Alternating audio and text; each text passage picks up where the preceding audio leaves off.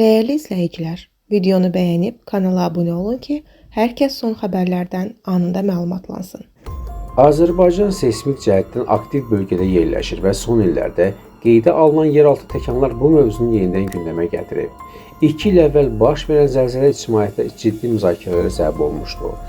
Xatırladaq ki, 2000-ci ildə də ölkədə güclü zəlzələ qeydə alınmışdı. Bu fonda mümkün yeni təkanların həmin dövrlərə müqayisəsi sual doğurur. Bildirilir ki, məsələ bağlı seysmoloq Azərbaycan Respublikası Elm və Təhsil Nazirliyinin Geologiya və Fizika İnstitutunun şöbə rəhbəri seysmoloq Qulam Babayev bildirib ki, 2000-ci il noyabrın 25-də baş verən zəlzələ 2 əsas təkanla müşahidə olunub. Bu, güclü zəlzələ hesab edilirdi və ardıcıl 2 seysmik təkan qeydə alınmışdı. Həmin zəlzələ zamanı Bakıda, xüsusilə sahilyanı ərazilərdə müəyyən dağıntılar və çatlar müşahidə olunmuşdu. Sahilyanı binalarda çatların əmələ gəldiyi, hətta bir binanın dağıldığı barədə məlumatlar var idi. Bildiyimə görə, həmin bina ya yarımçıq tikili idi, ya da tikilməkdə idi. Sonradan həmin zəlzələnin ssenarisini tərtib etdim. Sahilyanı ərazilər daha yüksək intensivliyə məruz qalır.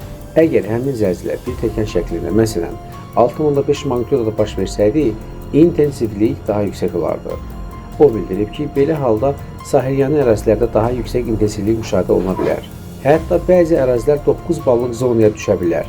Xüsusilə sahilyanı hissələr 28 may ətrafı və sahil metro stansiyası istiqaməti bu zonaya daxildir.